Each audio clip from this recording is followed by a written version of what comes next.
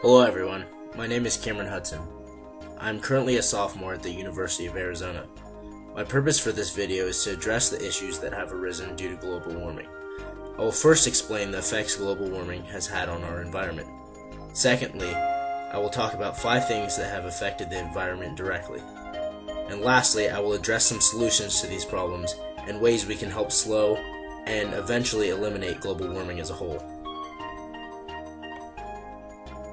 Global warming is the increase of our Earth's average surface temperature. This is very bad for our environment for many reasons. The main effects of global warming are rising water levels due to ice melt, increased number of killer storms,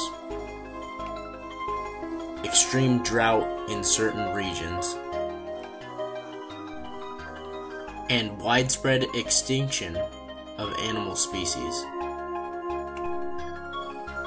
There are 5 main causes of global warming that we face today: carbon emissions from fossil fuel burning, carbon emissions from burning gasoline for transportation, methane emissions from agriculture and animals, deforestation such as burning down of forests, and lastly, the increased use of chemical fertilizers for crops and land. CO2 emissions are the prominent cause of global warming. Being the largest, factories and power plants cause 40% of the US CO2 emissions and are the leading cause in depletion of the ozone. Along with factories, it is a proven fact that 33% of the CO2 emissions are from transportation uses, whether it be individual use or public transportation. Also, methane, like CO2, is a very effective greenhouse gas. Methane emissions have increased as human population has risen. This is due to the fact that the demand for a greater amount of livestock coincides with the amount of people that need to be fed. This increase in livestock has greatly increased the methane emissions and assists global warming as it continues to haunt us. The 4th main cause of global warming is deforestation. Deforestation is the clearance of trees and forests by the means of cutting or burning them down. This eliminates the amount of oxygen released into the air. This in turn increases the amount of CO2 present and added during these controlled burns.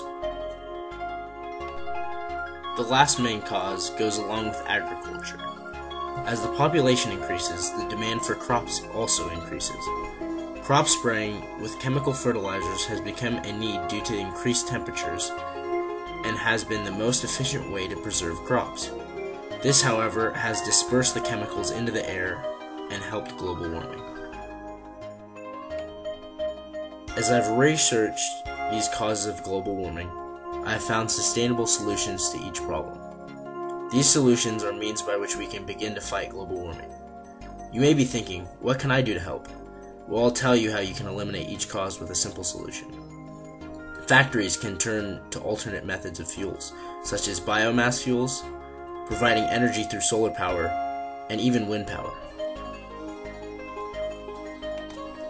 For transportation, we can begin to design cities in such a way that cars are not as important to get around. This solution is called urban form or urban density. Instead of cars, we can turn to bicycles to move about. If that isn't enough, we can turn to electric-powered cars or different modes of fuel that do not emit CO2. Agriculture, on the other hand, is a difficult topic. The only solutions I found were to increase the amount of vegetation and different means to lower livestock methane emissions.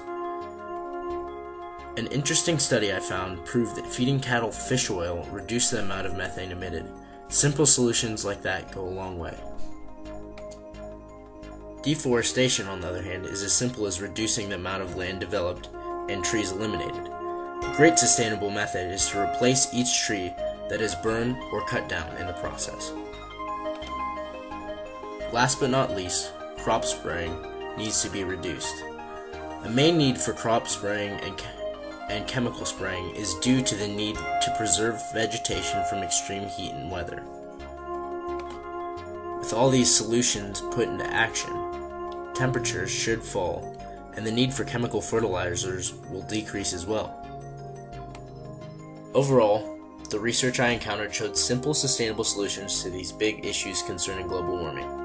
The way to prevent these effects was changing a variable in the manner in which we go about living our lives, building cities, and providing for our country. If we all contribute by switching to these solutions, we will see a drastic decrease in global warming. Why do we wait till now to figure these things out and start making a change? Who knows? That doesn't matter anymore. What does matter is that we now start making a change as fast as possible. The effects of these increasing greenhouse gases have potential to completely change the world as we know it. So what are we waiting for? Make a change before global warming does first.